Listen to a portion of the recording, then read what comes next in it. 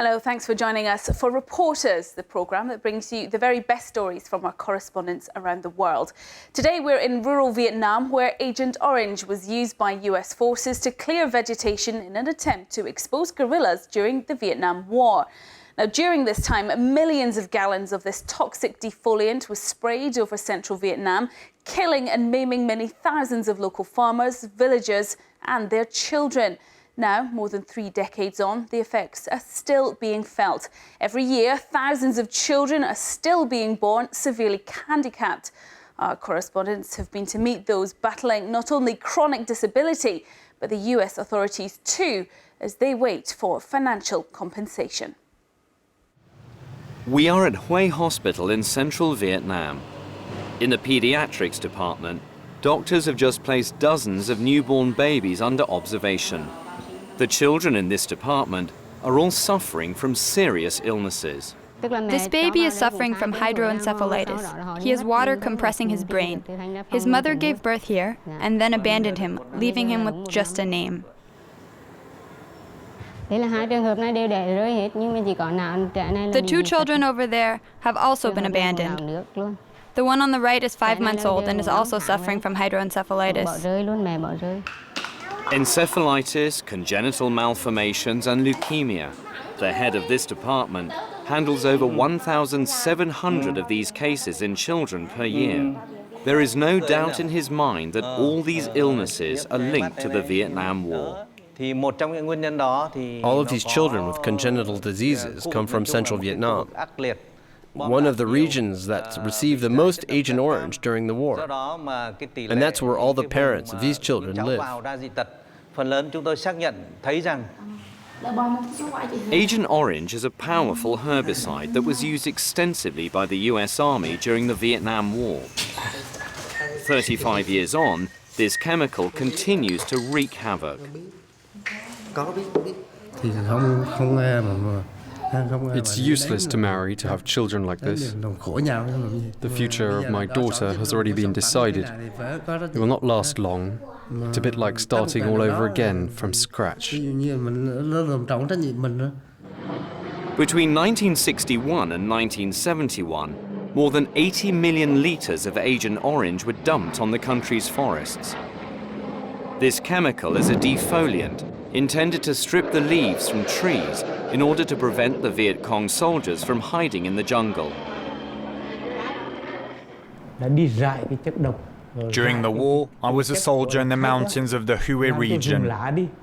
The US C-130s dumped products, but at the time we didn't know what. They sprayed in the morning, and in the afternoon the leaves of the trees fell to the ground.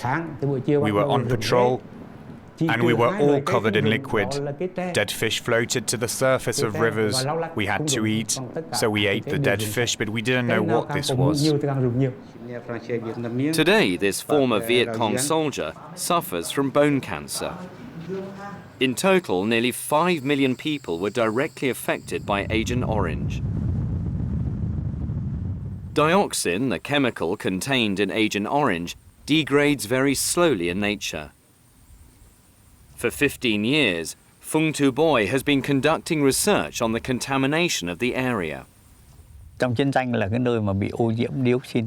place is the most contaminated by dioxin in all of Vietnam. On this map, we've marked out 3 zones, A, B and C, and here we are on Zone B. Nothing on this land can grow except for American grass. Access to this area must be denied, because if cows eat this contaminated grass, dioxin re-enters the food chain.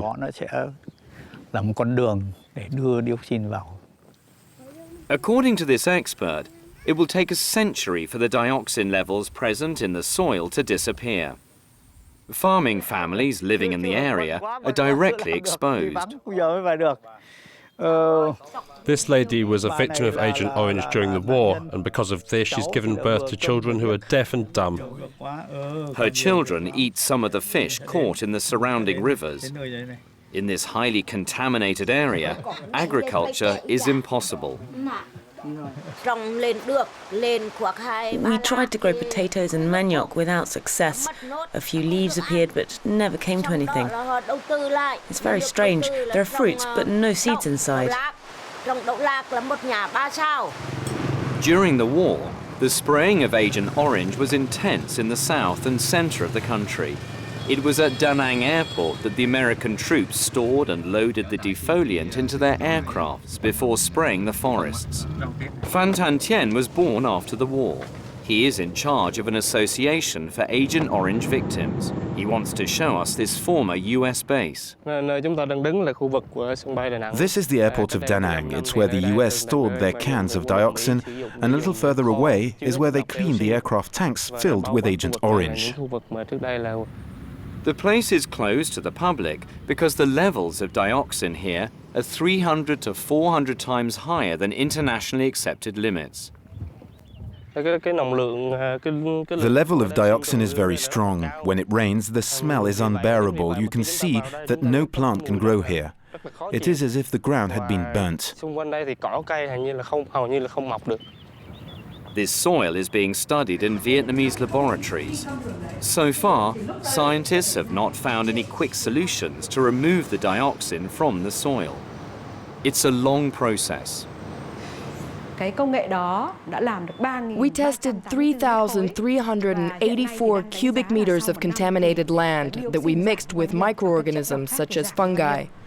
The fungi digested the dioxin. In 3 years, 55% of the dioxin disappeared from the land that we'd sampled. We have to use the least costly methods because we have very few means. The lack of resources is the main obstacle to research and development. In humans, dioxin attacks the genes. Even today, thousands of children are born severely handicapped.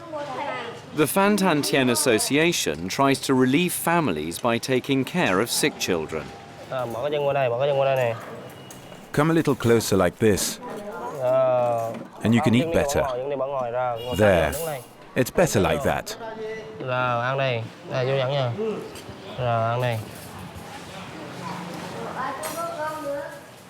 These two children are brothers and sisters. They're 19 and 20 years of age. The family lives in the next province and is very poor. Their parents locked them up at home in order to go to work. They couldn't live. For 20 years before coming here, these children had never had contact with the outside world. This support centre helps victims with very few resources. Rehabilitation of children is provided by volunteers. There is no healthcare professional. This is the physiotherapy room. They come here to exercise 3 times a week. All of the equipments were provided by foreign NGOs. This equipment allows children to recover some of their motor skills.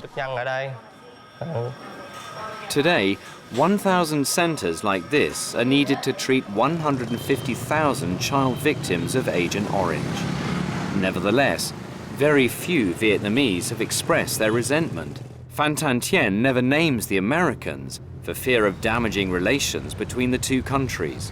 I'm lucky to have been born after the war. Of course, I'm angry, but it's in the past. I have no hatred, and you should know that the Vietnamese people have none either.